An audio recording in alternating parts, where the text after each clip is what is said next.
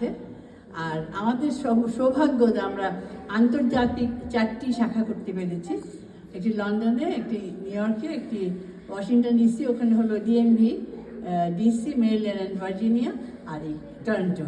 তো আমাদের যে 1000 বছরের ঐতিহ্য, বাঙালি ঐতিহ্য, সেটা বিশেষ করে বিদেশে এটা চর্চা চলবে, সেটা আরও দৃঢ় করার জন্য আমাদের এই প্রয়াস, এবং নৃত্যশিল্পকে,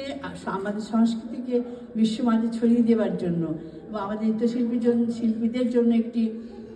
গবেষণাগার, আমাদের কোনো আর্কাইভ নেই। সবচেয়ে দুঃখের বিষয় যে আমাদের নৃত্যাচার্য, আমাদের বুলবুল চৌধুরী, উদয়শঙ্কর তো আছেন সবার মাথায়, নৃত্য সম্রাট উদয়শঙ্কর, আর আমাদের দেশের যিনি, উদয়শঙ্করও যশোরের মানুষ আর কি, জন্ম নাও, কিন্তু আর বুলবুল চৌধুরী আমাদের বাংলাদেশের, তাদের কারোর, আবার জিএ মান্নান সাহেব, পল্লী নৃত্য সম্রাট, আর আমাদের রত্নপ্রভাকর গহর জামিল সাহেব, ওনাদের কারো কোনো নাচ আমাদের সংরক্ষিত নেই। আমাদের একটু ইচ্ছা আছে আমরা যদি একটা আর্কাইভ করতে পারি, আগামী আমরা যে চলে গেলে আমাদের নাচকে আর কেউ দেখতে পাবে না, কেমন নাচতাম কী বলে, এই ধরনের একটি প্রয়াস, নৃত্যশিল্পীরা একটু ব্যাপক বিস্তৃতি, তাদের আমরা চেষ্টাও করবো যে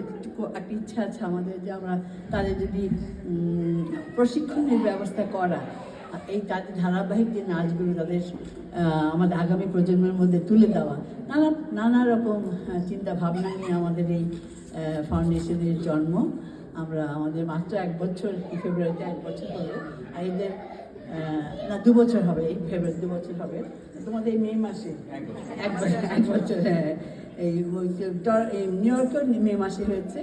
1 বছর হলো, আর ওরা বোধহয় জুনই করেছিল এই ডিএমবিটা। এই তো আপনাদের সহযোগিতা চাই, অভিভাবকদের যে এই যে অক্লান্ত চেষ্টা, সে বাচ্চাদের নিয়ে আসা কি বড়দের নিয়ে সন্তানদের নিয়ে আসা, আপনাদের জন্য সেটি সাধুবাদ জানাই।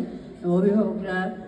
সবসময়, এবং দর্শক, আমাদের অতিথি নারায়ণ যেমন বলে, দর্শক আমরা